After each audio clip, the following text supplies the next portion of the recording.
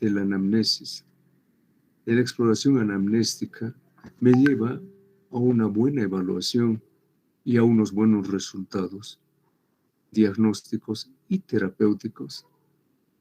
La patología cardíaca isquémica no da tiempo, la aguda, no da mucho tiempo para tomar las decisiones terapéuticas. Si es que se hace un diagnóstico equívoco del dolor y se actúa en forma no adecuada, puede significar la defunción del paciente. De ahí que yo me voy a referir con más amplitud a esto, a la anamnesis, a este dolor torácico secundario a la isquemia de miocardio, al déficit de irrigación sanguínea del miocardio. Es obvio, como en todo, primero vamos a empezar con los diagnósticos, más bien con el inicio de la historia clínica, realizando anamnesis sobre los antecedentes fisiológicos, patológicos, en esto sobre los factores de riesgo cardiovascular, que ya voy a estar yo haciendo una recopilación de los factores que pueden llevar a una sospecha de un infarto de miocardio. Entonces, el factor alimentario, modus vivendi, ocupación, hábitos y costumbres de tremenda importancia. Bueno, también en base a esto, después de hacer una correcta anamnesis, una anamnesis adecuada de estas manifestaciones, entonces llevaré a la exploración física y culmino la parte inicial con la realización de un electrocardiograma. Ya dijimos que el diagnosticar el angina, preinfarto llamemos, o infarto, debe hacerse en el menor tiempo posible. Quizás si eso hacer en menos de 10 minutos, en un síndrome coronario agudo para llevar a una revascularización. Bien, entonces aquí, al realizar la anamnesis del dolor, vamos a observar la localización de esta manifestación, la calidad del dolor. La localización es importante porque las manifestaciones se dan principalmente en el área retroesternal, con irradiación a hombros y principalmente a miembro superior izquierdo y principalmente al borde cubital del antebrazo izquierdo. Es importante hacer hincapié y preguntar la calidad. Motivo de consulta frecuente en consulta externa del cardiólogo es el dolor en tórax, el dolor precordial, que el paciente, cualquier tipo de dolor, asume de que es ya un preinfarto. Entonces aquí, fuera de la localización y la calidad de este dolor, de esta manifestación, es opresiva, sensación opresiva o quemazón. Muy frecuentemente el paciente viene quejándose de dolor pungitivo. Entonces haremos después el diagnóstico diferencial. Los factores que pueden llevar, perdón, ¿sí? Las diapositivas no está cambiando, doctor. Sí, ¿está con anamnesis? No. ¿Ahora? Sí, ahorita está con anamnesis. No, estamos en la anterior. A ver, permíteme. Ahí se ve. Anamnesis. Perdón. Sí, doctor. Se ve anamnesis. Entonces, sí, es la misma diapositiva. Por favor, si no cambia, me avisas, por favor. Bueno, entonces sí vamos a la calidad, a los factores precipitantes. Y generalmente puede ser el esfuerzo, ¿no? Estoy hablando en forma general del langor pectoris, que puede ser un inicio de un infarto de miocardio, que puede ser una angina inestable cuando la duración es más. La angina de pecho llamamos cuando la duración es entre 3 hasta 5 o menos de 10 minutos. Pero si esta ya se prolonga y se llega hasta 20 minutos, Ya estamos hablando de una angina inestable, que es el inicio, la entrada a un infarto de miocardio. Pasado esto, ya hablamos de un infarto de miocardio. En 20 a 30 minutos ya estamos pensando en que haya un infarto de miocardio. Estoy hablando puramente de la anamnesis. La intensidad. En cuanto a la intensidad, de acuerdo a si es una angina inicial o una inestable o ya un infarto, puede ser leve o moderado al inicio e ir incrementándose progresivamente hasta hacerse muy intensa cuando ya hay un franco infarto. Es importante hablar de los síntomas, que vamos a describirlos con un poco más de detalle después, de los síntomas asociados, ¿no? Que ya son frecuentes, el cotejo vegetativo en un infarto de miocardio. Los veremos después. Bien, perdón. Entonces, aparte de esta manifestación de la exploración anamnéstica por interrogatorio del dolor torácico, nosotros veremos los síntomas generales, haremos interrogación sobre los síntomas generales. Pero repito y no me canso de decir, es importante hacer la anamnesis del dolor. ¿Dónde? ¿Cuándo? ¿Cómo? ¿En qué circunstancias? ¿Qué manifestaciones más tiene aparte? Etcétera, etcétera.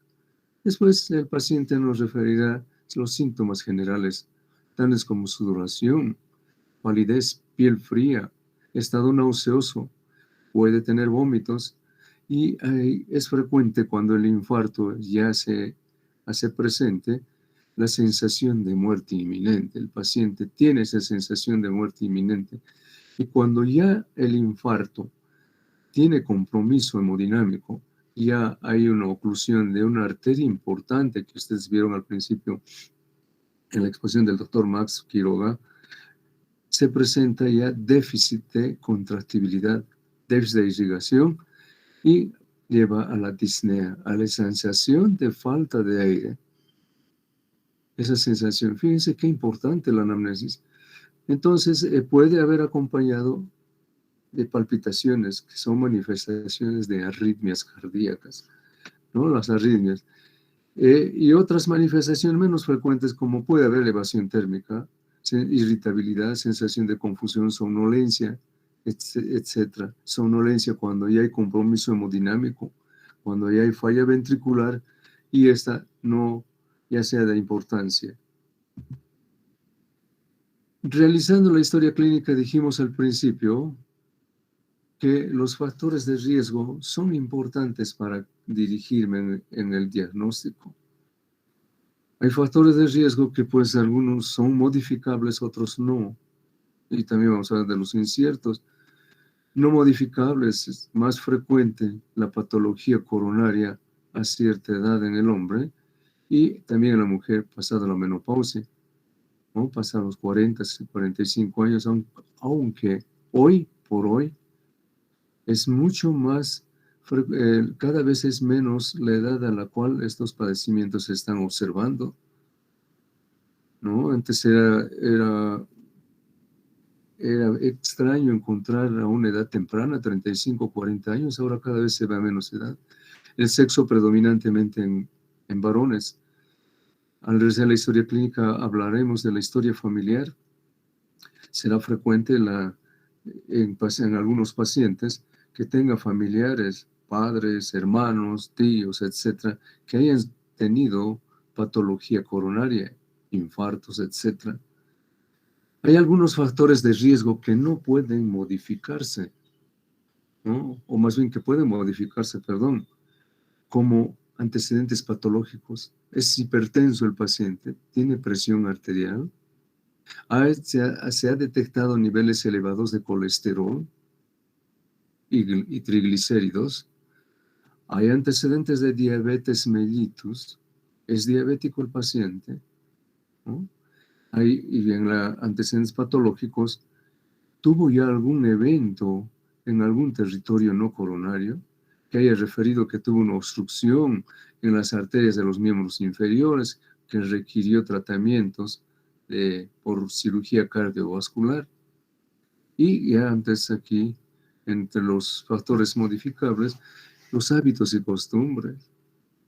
tabaquismo, excesivo alcoholismo, el trabajo en el cual el paciente se encuentra, que conlleva mucho estrés, ¿no? Hábitos y costumbres, sedentarismo, ejercicios, etcétera, factores modificables. Y algunos inciertos como la hiperuricemia, hiperfosfatemia, ¿no? Marcadores de inflamación. Hay un síndrome que hoy por hoy ya se está haciendo cada vez más hincapié en esto, que es el síndrome de la apnea obstructiva del sueño. Se ha visto que esta apnea obstructiva del sueño es un factor predisponente para tener patología oclusiva coronaria. Vamos a seguir. En cuanto al dolor, sigo haciendo hincapié en esto, el dolor. Es importante hacer la diferenciación en otros tipos de dolor que pueden presentarse. Entre estos, el de origen isquémico dijimos que se debe a la estenosis coronaria.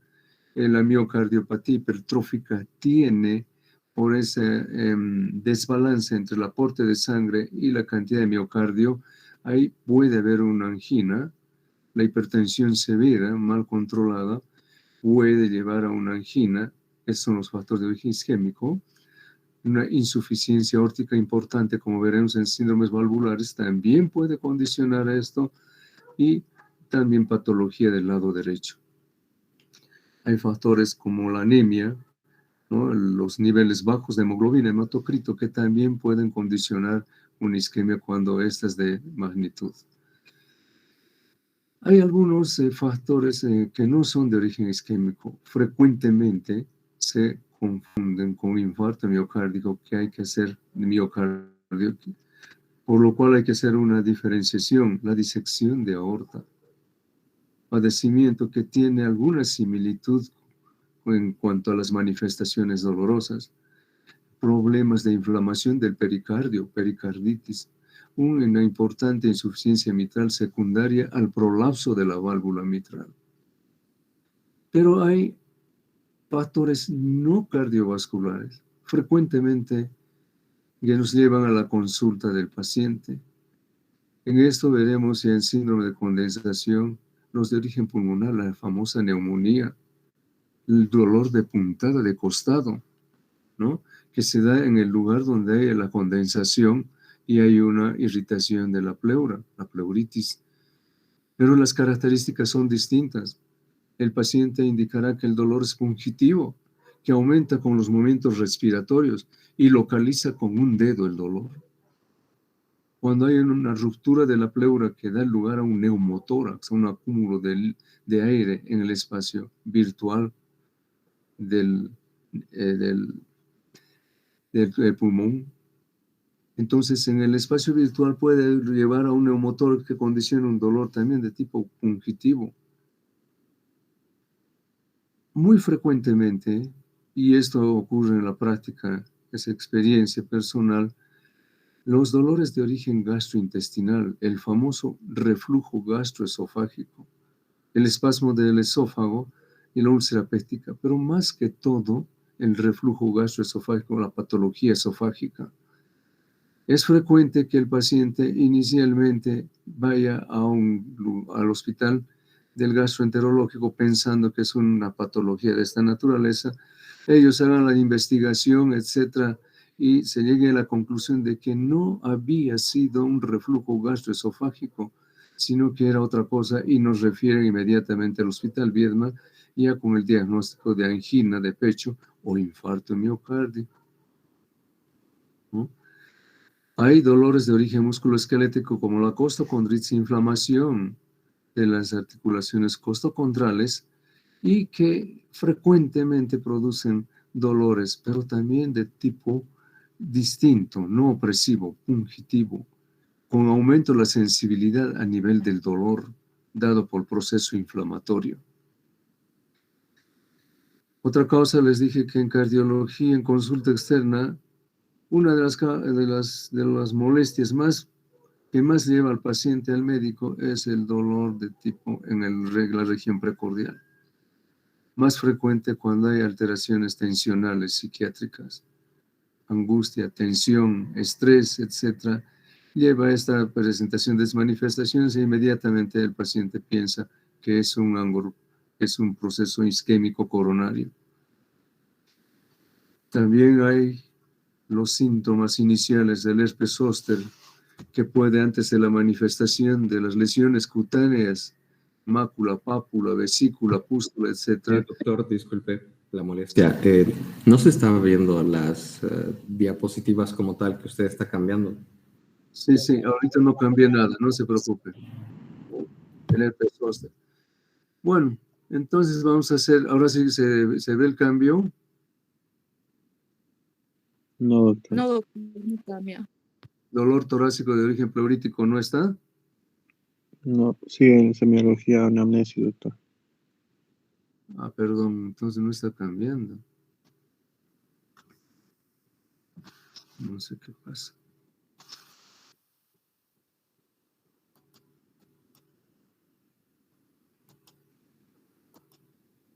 Factores de riesgo no cambia entonces. No, doctor.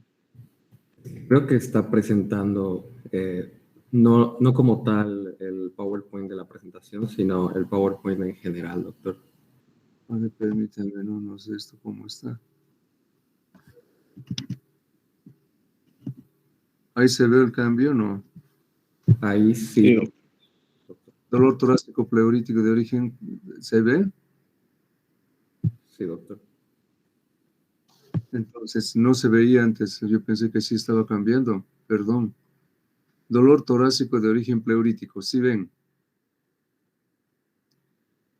¿Sí se observa? Perdón, ¿me escucha? Sí, doctor. Bueno. Así se ve, doctor. Bueno, entonces habíamos dicho el dolor torácico de origen pleurítico. Ya la localización, habíamos dicho hace rato, el paciente indica con un dedo dónde es la localización, cosa distinta en el angor pectoris, donde el paciente dice el dolor es difuso, generalmente precordial, más que precordial, retroesternal y opresivo. La calidad de este dolor del pleurítico es tipo pungitivo, cuchillada. El paciente inspira y aumenta el dolor. Factores precipitantes, si es que estamos pensando en una neumonía, la tos productiva, respiración profunda que incrementa el dolor. La duración, pues puede ser horas o días de acuerdo a la neumonía, ¿no? Factores aliviadores no mejora con la respiración superficial. En cambio, una angina aumenta ni disminuye con los movimientos del tórax. La intensidad de variable y síntomas asociados en el de origen pleurítico. ¿No? La neumonía, ya una de las principales manifestaciones es la fiebre, ¿no? Y también hay síntomas asociados como disnea, hemoptisis, etcétera, que vamos a ver en los síndromes de condensación. Bien, me avisen si cambia, por favor.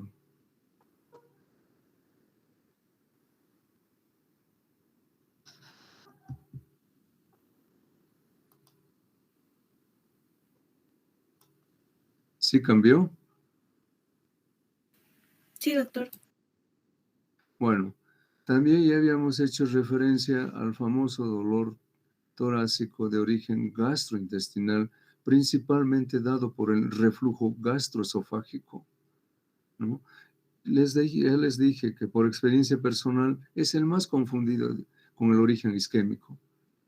No es infrecuente que hagamos intercambio de pacientes que vengan al hospital Viedma pensando y nosotros haciendo el diagnóstico de un probable angor pectoris o un preinfarto, etc., y que el paciente tenga un reflujo gastroesofágico. Hacemos la investigación necesaria ya con exámenes complementarios y llegamos a la conclusión de que no era una angina, sino era un reflujo gastroesofágico y hacer la referencia al gastroenterológico, al hospital de gastroenterología. También hemos dicho que el angor pectoris puede manifestarse con dolores a nivel del epigastrio, a veces toda la región retroesternal, parecido con la angina, pero aquí sí la calidad es quemazón y es frecuente que el paciente refiera pirosis o reflujo gastroesofágico, ¿no?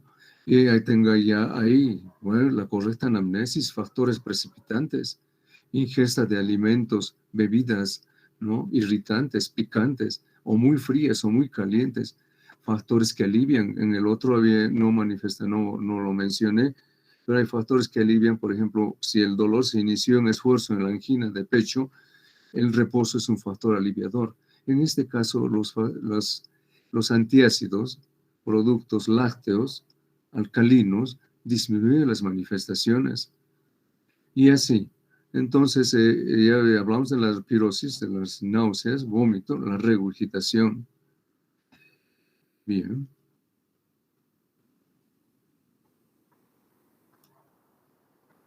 Me avisan cuando no cambie, por favor. Está bien, doctor.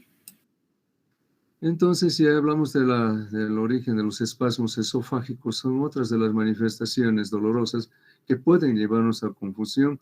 El espasmo puede tener calidad constrictiva, opresiva, ¿no? Entonces, lo primero que uno piensa, nosotros como cardiólogos, en angina. Bueno, pero hay que ver los factores precipitantes, ingesta de alimentos, calidad muy fría, muy caliente, muy irritante, etc. Ya que no ha tenido un espasmo esofágico, la duración es más corta, intensidad elevada mientras ya hay el espasmo hasta que pasa. Síntomas que tiene asociados, también tiene el infarto, pero aquí las náuseas son más importantes, y la regurgitación que puede llegar hasta el vómito.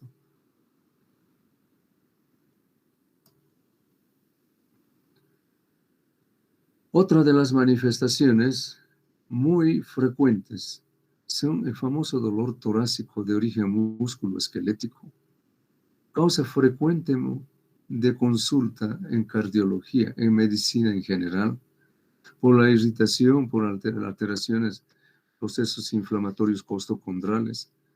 Aquí la calidad es más pinchazo, un dolor radicular, dolor en la metámera, bien localizado, ¿no?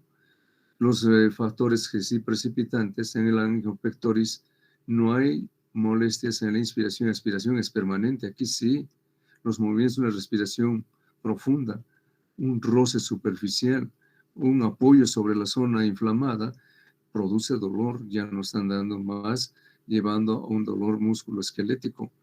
Los factores que alivian, aquí los analgésicos antiinflamatorios. Es frecuente que el paciente, cuando viene a dolor y el interrogatorio no es correcto, lo primero que hacen a veces los tratantes, los médicos tratantes, es la administración de analgésicos antiinflamatorios, pensando en esto, en un dolor de tipo musculoesquelético. Es importante tomar la decisión correcta en cuanto a la terapéutica, puesto que una terapéutica equivocada, un analgésico potente, quizás puede disminuir las manifestaciones y esconder una angina. No es posible porque el único factor aliviador es que aumente la circulación de las coronarias. Y así, entonces la duración, la intensidad puede ser la costocondritis muy elevada o poco intensa de acuerdo a la inflamación. Dijimos los factores asociados, dolor a la presión, el apoyo sobre la zona dolorosa, en las manifestaciones locales de proceso inflamatorio, como el enrojecimiento. Otros síntomas, problemas osteoarticulares que el paciente nos manifestó. El de origen neurológico, inicialmente el famoso herpes zóster. ¿A quién no le pasó que el paciente venga con un dolor con ciertas características de angina, con la localización que sea de acuerdo al nervio afectado, pero si es en el lado izquierdo, a nivel de la tercera, cuarta correa, entonces costilla, podemos pensar de que es una angina. El dolor es urente, ¿no? Pero a veces hay confusión en cuanto a las características del dolor. Y la evolución de la patología nos lleva al diagnóstico. Empezarán con las manifestaciones cutáneas, las máculas, pápulas, vesículas, pústulas. Entonces, pero hasta que no se presenten las vesículas, la manifestación del dolor del herpes zóster puede llevar a confusión si la localización es en el hemitórax izquierdo. Bueno.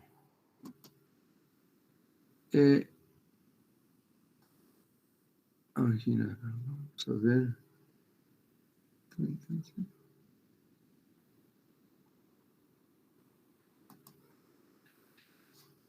Otro de los instrumentos fuera de la anamnesis bien realizada, de tremenda importancia, es la exploración física, ¿no? La exploración física que ustedes ya han visto en generalidades se inicia con la inspección del paciente, ¿no? Con la toma de constantes vitales, la auscultación es de gran utilidad, la auscultación tanto cardíaca como pulmonar y la palpación. Entonces, aquí, luego de terminar la exposición, vamos a volver a la importancia de la anamnesis. En la exploración física, ya cuando hay alteraciones hemodinámicas, cuando la falla ventricular izquierda es severa, cuando hay insuficiencia ya, contraste del ventrículo izquierdo que incrementa la isquemia del miocardio, entonces hay manifestaciones de insuficiencia cardíaca. Estas manifestaciones se darán y se observarán por el registro de signos vitales: aumento de la frecuencia cardíaca, paciente con taquicardia, aumento de la frecuencia respiratoria por la disnea que el paciente presenta. La saturación de oxígeno también podría bajar. El estado general del paciente, la sudoración fría, palidez, piel, ya nos está llevando al compromiso hemodinámico, a pensar en un infarto. La auscultación cardíaca, ya inicialmente mencionamos que el aumento de la frecuencia cardíaca nos puede hacer pensar en que ya hay falla contráctil del ventrículo izquierdo, lo cual compensa con aumento de la frecuencia cardíaca. La irregularidad del ritmo, presencia de tercer, cuarto ruido, un frote pericárdico. Se realiza la auscultación de los pulmones para descartar que no haya patología pulmonar que puede inicialmente confundirse. Y la exploración de los pulsos periféricos. Ya vamos a repetir. La inspección general, el paciente generalmente viene angustiado, con esa sensación de muerte inminente, ¿no? Es importante la respuesta adrenérgica o colinérgica, que vamos a verla después. La respuesta adrenérgica dada por taquicardia, diaforesis, aumento de la presión arterial inicialmente, mientras no haya falla del ventrículo izquierdo. Cuando el compromiso de la irrigación del ventrículo izquierdo es importante, es obvio que la contractilidad del ventrículo izquierdo disminuye y en vez de haber hipertensión hay hipotensión. Bueno, aquí nos referimos a las manifestaciones adrenérgicas, ¿no? Entonces, hay hipotensión si hay falla ventricular izquierda. Puede haber bradicardia posterior, ya manifestaciones de colinérgicas, vagotónicas, cialorrea, broncoconstricción, vómito, por eso decimos respuesta vagal. Cuando el compromiso es importante, lleva a un síncope o un estado de shock que puede acabar con la defunción, puede terminar con la defunción del paciente. Aquí vamos a hacer un poco de hincapié en cuanto a las manifestaciones de vagales y adrenérgicas. La respuesta colinérgica está dada, dijimos, principalmente por cialorrea, la estímulo vagal colinérgica. Náuseas, broncoespasmo. Aquí sí hay bradicardia inicial, bajo gasto cardíaco, secundaria una bradicardia, vasodilatación. Pero también hay manifestaciones adrenérgicas. Las manifestaciones dadas por la secreción de noradrenalina, adrenalina, como la palidez, diaforesis, la piloerección, taquicardia sinusal, aumento del gasto cardíaco inicial mientras no haya compromiso de la función cardíaca, de la función ventricular, vasoconstricción periférica. Bien. Perdón, sí se está viendo, ¿verdad? Sí, doctor. Okay. En cuanto a la inspección, palpación, la palpación sí puede ser de utilidad. puede ser de utilidad cuando ya hay compromiso importante y el infarto es de magnitud. Como esto que dice palpación en el área cardíaca, esa disinesia ventricular, un levantamiento telesistólico. En el final de la sístole hay un levantamiento del ápex, levantamiento apical doble. Pero esto sí cuando hay un compromiso importante isquémico de la irrigación del miocardio. Mientras tanto, no se encuentra ningún dato la palpación, ¿no? Podría palparse un frémito cuando hay ruptura del músculo papilar o del septum interventricular que da lugar a una corriente de sangre del ventrículo izquierdo al ventrículo derecho, una comunicación interventricular, podría palparse un frémito sistólico. Pero eso es cuando es un infarto complicado, ¿no? La palpación del pulso proporciona información sobre el volumen sistólico. Con detalle, quizás si han visto ustedes en sus sesiones de práctica, que el pulso, cuando ya hay un pulso hipocinético, aumenta y refleja la disminución del volumen sistólico, ¿no? Entonces, baja de la presión arterial, disminución del volumen sistólico, un pulso poco perceptible. Puede haber pulsos alternantes. Bien, vamos a ver. Esto no. La auscultación. Hasta ahora vimos inspección, palpación, la auscultación. La auscultación en el infarto de miocardio, una patología isquémica, también tiene cierta importancia, ¿no?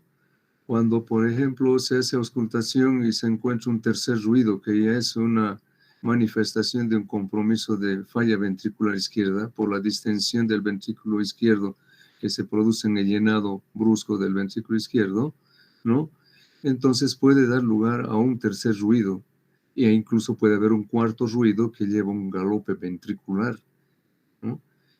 Podemos encontrar un frote pericárdico en la auscultación sugestivo cuando ya hay un compromiso del pericardio en un amplio infarto, da una pericarditis, ¿no? Podría haber soplos, como dijimos hace rato, una ruptura del septum interventricular, una insuficiencia mitral importante, lleva un soplo holosistólico, ¿no? Soplo de insuficiencia mitral. Y así, como hemos visto, las manifestaciones, o más bien, la anamnesis hasta ahora sigue siendo el instrumento más importante. Yo sé que hice demasiado hincapié en esto. ¿Por qué? Porque es lo más importante. Una correcta anamnesis, un buen interrogatorio, lleva al diagnóstico inicial y la presunción diagnóstica de un proceso isquémico miocárdico. Hemos visto el aporte de la exploración física no es mucho. Puede que no haya muchas manifestaciones, a excepción de las manifestaciones generales que dijimos, manifestaciones colinérgicas o adrenérgicas. Y finalmente acabamos realizando el electrocardiograma. Hasta ahí me voy a referir, el instrumento más importante para llevar al diagnóstico de isquemia miocárdica aguda o infarto de miocardio, ¿no? Tal es así que incluso el electrocardiograma, cuando hay un angor pectoris, el paciente viene con una angina, que no es un infarto todavía, de duración de 10 a 15 minutos, con todas las características de angor pectoris opresivo, con las características de no voy a repetir, a veces el paciente acude posterior a este dolor al médico, y el médico lo primero que hace, ya no hay dolor, hace el electrocardiograma, y el electrocardiograma es normal. Las manifestaciones del electrocardiograma se dan cuando ya hay compromiso isquémico importante. Entonces, sí pueden haber cambios referentes a isquemia, pero voy a tratar de ver.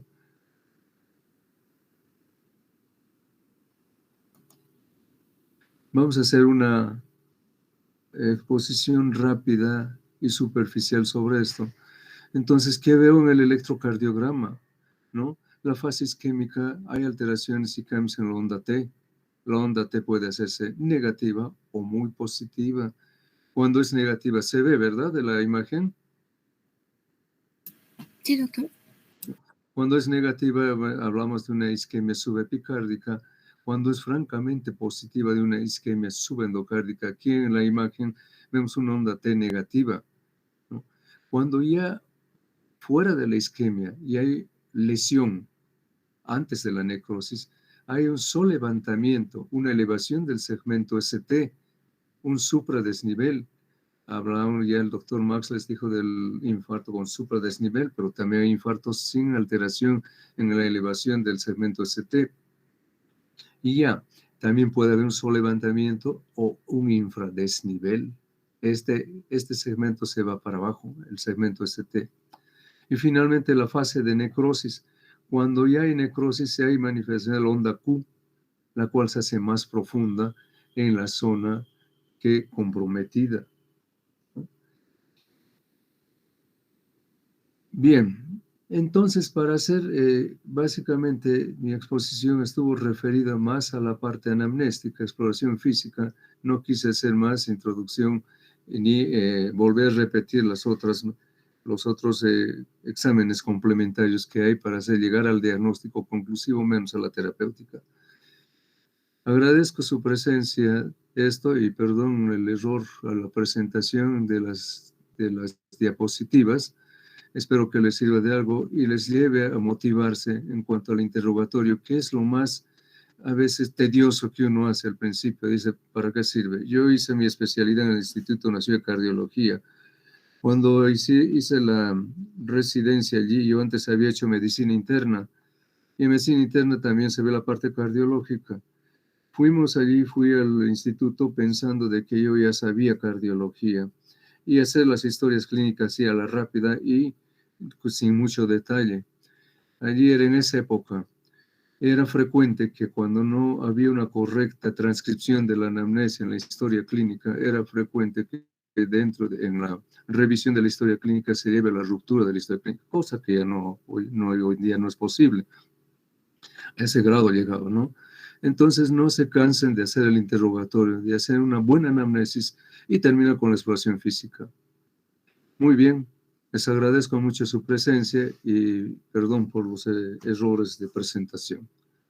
Que tengan muy buenos días, muchachos. El viernes, por favor, el seminario correspondiente. Hasta luego, pues.